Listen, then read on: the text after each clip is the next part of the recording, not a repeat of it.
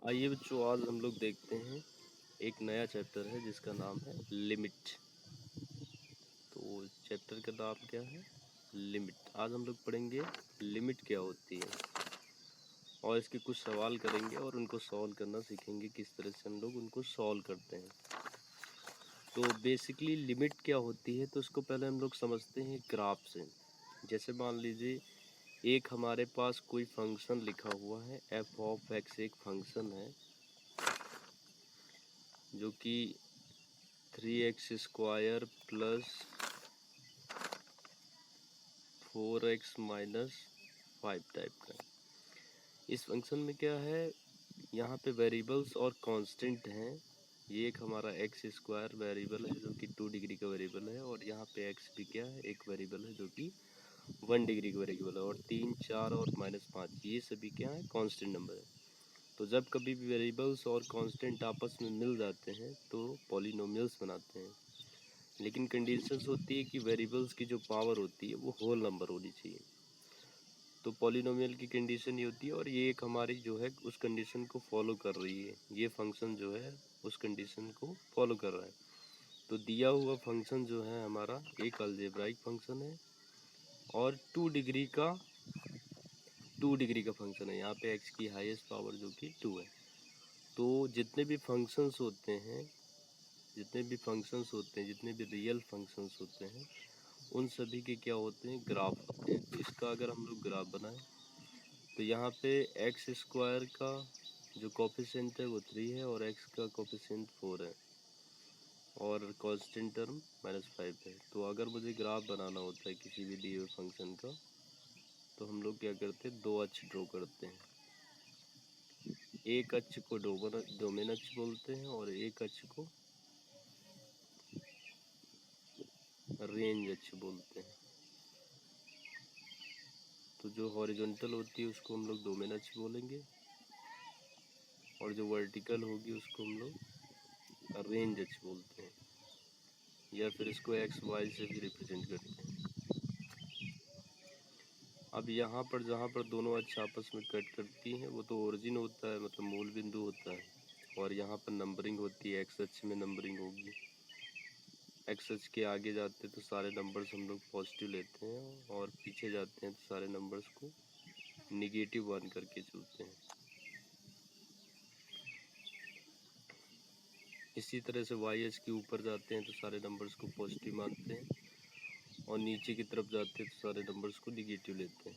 अगर मुझे इस फंक्शन का, दिए हुए फंक्शन का ग्राफ बनाना है, तो याद रखिए बच्चों, जो ये हमारे पास फंक्शंस लिखा हुआ है 2 डिग्री का फंक्शन है, और 2 डिग्री का फंक्शन जो है एक पॉलिनोमियल फंक्शन है और एक 2 डिग्री का फंक्शन है। और 2 डिग्री के फंक्शन का जो ग्राफ होता है वो पैराबोलिक होता है।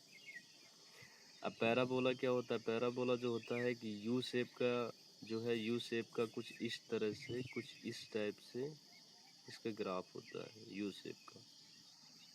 अब ये जो हमारे पास ये जो फंक्शन है, पैराबोला तो ऐसे भी हो सकता है, ऊपर की ओर भी ओपनिंग होता है, और ऐसा भी हो सकता है कि मतलब जो है नीचे की ओर ओपनिंग हो।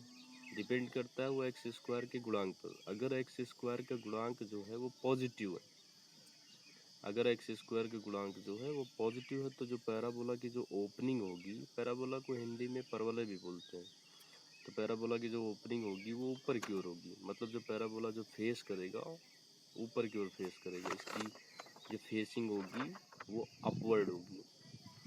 और जब कभी भी पैराबोला ऊपर की ओर फेस करेगा तो देखिए यहाँ पर जो है, अगर इसका वर्टेक्स जो है एक्स अक्ष के नीचे है, इसको वर्टेक्स बोलते हैं। ये क्या होता है, वर्टेक्स। वर्टेक्स का मतलब क्या है, जैसे मान लीजिए इधर से हम एक बॉल को लुढ़का दें, तो बॉल जब लुढ़केगी, लुढ़कते लुढ़कते लुढ़कते कुछ दिन के बाद वो जो है उससे लेट होती है, यहाँ पर आके रुक जाएगी। तो जिस जगह पर वो रुकेगी वही क्या होगा, उस पैराबोला का वर्टेक्स कहलाएगा। तो यहाँ पर फिलहाल ये वर्टेक्स कुछ इस जगह पर दिख रहा है, जो कि एक्स अक्ष के नीचे है। और जब इससे यहाँ से ओपनिंग ऊपर की ओर हो रही है। और एक चीज़ है कि जब वर्टेक्स होता है, वर्टेक्स वर्टेक्स से राइट में और लेफ्ट में जो पैराबोला फैलता है वो सिमेट्रिकल होता है। मतलब उसके पास सिमेट्री होती है, जितना इधर फैलेगा उतना ही इधर भी फैलता है, मतलब दोनों सिमेट्रिकल होता है दोनों पार्ट। ऐसा समझिए कि अगर मान लीजिए यहाँ पर हम लोग एक मिरर रख दें, वर्टेक्स से पास होते हुए एक मिरर रख दें, तो मिरर जब रखेंगे तो इधर वाले पार्ट की जो है इस वाले पार्ट की जो इमेज है वो इस साइड हमको दिखेगी, तो ये सिमेट्रिकल होता है। तो पैराबोला जो होता है वो सिमेट्रिकल होता है, मतलब ये ऐसा फंक्शन है जिसमें क्या होती है, सिमेट्री होती है। और ये जो पैराबोला है, ये पैराबोला जो है एक बार इधर एक्स अक्ष को कट कर रहा है एक ही जगह, मतलब जो पैराबोला होता है वो एक्स अक्ष को दो जगह पे कट करता है। अगर मुझे पता करना है कि ये जो फंक्शन है, देखिए ये फंक्शन क्या है, फंक्शन को अगर हम लोग देखें तो जैसे जैसे इधर से हम लोग माइनस इन्फिनिटी से चल रहे हैं और इधर प्लस इन्फिनिटी है, और हम जैसे जैसे माइनस इन्फिनिटी से प्लस इन्फिनिटी की ओर जा रहे हैं, तो देखिए ये जो पैराबोला बना हुआ है, ये जो फंक्शन बना हुआ है, ये कई सारे पॉइंट से मिलकर के बना हुआ, मतलब इसमें कई सारे पॉइंट्स होंगे, छोटे छोटे छोटे छोटे छोटे कई सारे पॉइंट्स होंगे। कोई भी फंक्शन या कोई भी लाइन जब ड्रॉ करते हैं हम लोग, कोई भी फंक्शन हो, चाहे स्ट्रेट लाइन हो चाहे कर्व फंक्शन हो, तो जब भी वो बनता है तो कई सारे पॉइंट का ही कॉम्बिनेशन होता है, set of combination in point. तो पॉइंट का कॉम्बिनेशन ही होता है, set of combination of point, मतलब कई सारे पॉइंट्स का वो कलेक्शन होता है। जैसे और पॉइंट हमें पता है, कोई भी पॉइंट जो होता है दो कोऑर्डिनेट से मिलके बनता है, और वो कोऑर्डिनेट कहाँ से लेते हैं हम लोग, एक्स अक्ष और वाई अक्ष से उठाते हैं। जैसे इस पॉइंट की अगर बात की जाए, इस पॉइंट की अगर हम बात करें इस पॉइंट की, तो इस पॉइंट का एक्स कोऑर्डिनेट कितना होगा, 1 2 3 4 5, और वाई कोऑर्डिनेट कितना होगा, वाई में तो ऊपर चले ही नहीं, वाई में तो ऊपर भी नहीं गए नीचे भी नहीं गए, तो इसका एक्स कोऑर्डिनेट तो 5 है। चूंकि एक्स की पॉजिटिव डायरेक्शन की तरफ चल रहे हैं, इधर वाली डायरेक्शन को हम लोग पॉजिटिव मानते हैं, इधर वाली को निगेटिव मानते हैं, तो एक्स कोऑर्डिनेट जो होगा वो पॉजिटिव होगा। तो इस कोऑर्डिनेट का, इस पॉइंट का नाम जो हो जाएगा +5, 0, क्योंकि वाई में तो कुछ चले ही नहीं, ना तो ऊपर चले हैं और ना ही नीचे चले, तो इस पॉइंट का नाम क्या हो जाएगा, 5, 0। तो इस तरह के अगर हम लोग देखें तो कई सारे पॉइंट से मिल करके ये जो ग्राफ तैयार हुआ है, कई सारे पॉइंट से मिल करके तैयार हुआ है। तो जो अगर हम लोग देखते हैं, अगर ये दिए हुए फंक्शन में क्या है, अगर फंक्शन जो है, और ये जो फंक्शन का इधर वाला है, जो राइट लेफ्ट साइड वाला जो कोऑर्डिनेट है, जिसको हम लोग एक्स कोऑर्डिनेट बोलते हैं, ये क्या होता है, ये एक्स कोऑर्डिनेट जो है ये दिए हुए फंक्शन के इनपुट को शो करता है। इनपुट को मतलब जो है कि हम लोग जब भी इनपुट उठाते हैं तो हमेशा एक्स अक्ष से उठाते हैं, मतलब अगर हम लोग कोई इनपुट उठाएंगे तो उसके लिए आउटपुट ज़रूर आएगा। वो इनपुट क्या होता है, जैसे हमने एक्स अक्ष से कोई नंबर लिया, एक्स अक्ष से कोई भी इनपुट उठाया, कोई भी नंबर ले करके अगर हम यहाँ पर रखेंगे, और एफ एक्स को वाई भी बोलते हैं, याद रखिए बच्चों, एफ एक्स ही वाई है, एफ ऑफ एक्स का मतलब ही वाई होता है। अगर हम लोग कोई भी इनपुट एक्स अक्ष से उठा करके इस जगह पे रखेंगे एक्स की जगह पे, तो हमको एक आउटपुट मिलेगा, और वो इनपुट और आउटपुट मिल करके एक पॉइंट बनाते हैं। जैसे यहाँ पर मैंने एक इनपुट लिया, और कोई भी इनपुट लेंगे, कोई भी इनपुट ले रहे हैं, जैसे हम 1 लेते हैं, एक्स की वैल्यू 1 लेते हैं, तो एक्स की वैल्यू जब 1 लेंगे तो यहाँ पर 1 का स्क्वायर हो जाएगा 1, 3 इंटू 1 3 बचेगा, और यहाँ पर अगर 1 लेंगे तो यहाँ पर भी हो जाएगा 4 इंटू 1 4, और यहाँ -5, तो 4 और 3 7, 7 में 5 गया 2। तो मुझे क्या मिला, 1 इनपुट के लिए जब हम लोग एक्स की वैल्यू 1 डाल रहे हैं, दिए हुए फंक्शन में एक्स की वैल्यू 1 डाल रहे हैं, तो आउटपुट कितना मिल रहा है, आउटपुट जो मिल रहा है y बराबर 2 मिल रहा है। तो यहाँ से हमें पता चल रहा है कि इनपुट जो है हमारा 1 है और आउटपुट कितना है 2, तो 1, 2 एक पॉइंट मिल गया। तो 1, 2 कहाँ पर होगा, x की वैल्यू 1 है और y की वैल्यू 2, तो y की वैल्यू 2 कहीं पर यहाँ पर मिलेगी। इसका मतलब ग्राफ जो है यहाँ कहीं से पास हो रहा होगा, ऐसे जा रहा होगा।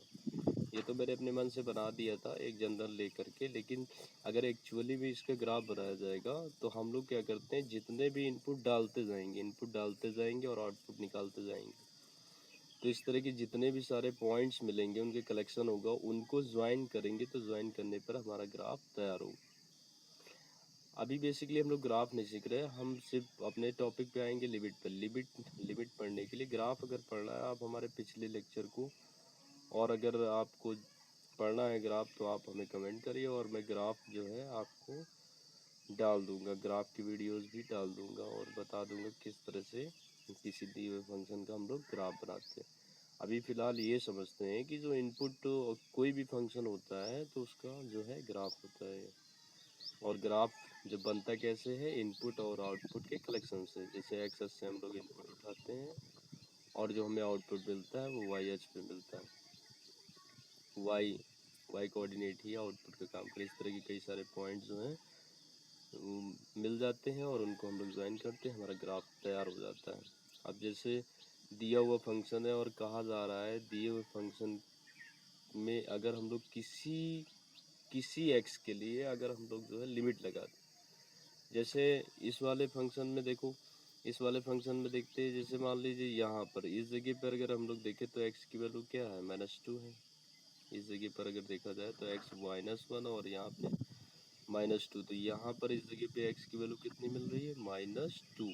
एक्स की वैल्यू इस जगह पर -2। अगर इस जगह पे देखें तो फंक्शन हमारा यहाँ पर है और x बराबर -2 पर अगर लिमिट देखी जाए, x जब टेंड कर रहा है -2 की तरफ, तब फंक्शन की वैल्यू क्या होगी। अगर इस फंक्शन में देखा जाए जो कि मैंने जनरल लिया है, इसको अगर मैं देखूं तो यहाँ पर x बराबर -2 पर जब x की वैल्यू -2 तो है फंक्शन किधर की ओर जा रहा है। फंक्शन की वैल्यू देखो कहाँ की तरफ जा रही है, फंक्शन की वैल्यू मतलब y की वैल्यू किधर की ओर भाग रही है, दोनों तरफ से देखा जाए। अगर इधर से देखते हैं तो फंक्शन की वैल्यू अगर राइट से देखें तब भी ये जो है 1 2 3 4, इस जगह पर अगर हम मान ले y की वैल्यू 4 है तो जब हम लोग x की वैल्यू -2 डाल रहे हैं तो फंक्शन की वैल्यू किधर की ओर भाग रही है, 4 की तरफ भाग रही है। मतलब फंक्शन की वैल्यू कहाँ भाग रही है, 4 की तरफ भाग रही है। तो इस तरह से हम लोग किसी भी जब x टेंड कर रहा है -2 की तरफ तो उस समय फंक्शन की वैल्यू किधर ग्राफ से देख रहा है, 4 की तरफ भाग रही है। इसी तरीके से किसी भी x के लिए, जैसे यहाँ पर देखें, इस जगह पर देखें तो x की वैल्यू 1 2 3, तो जब x टेंड करेगा 3 की तरफ, जब x टेंड करेगा 3 की तरफ तो y की वैल्यू कहाँ टेंड करेगी, 1 2, लगभग इस जगह पर टेंड कर रही है। y की वैल्यू कहाँ टेंड कर रही है, 3 की तरफ। तो जब x टेंड कर रहा है 3 की तरफ तो y भी टेंड करेगा 3 की तरफ। तो हम लोग कह सकते हैं जब x टेंड कर रहा है 3 की तरफ तो जब लिमिट x टेंडिंग टू 3, जब मैंने लिमिट लगा दिया एक्सटेंड करा दिया 3 की तरफ तो फंक्शन की वैल्यू जहाँ टेंड करेगी वही हमारी क्या होगी, लिमिट की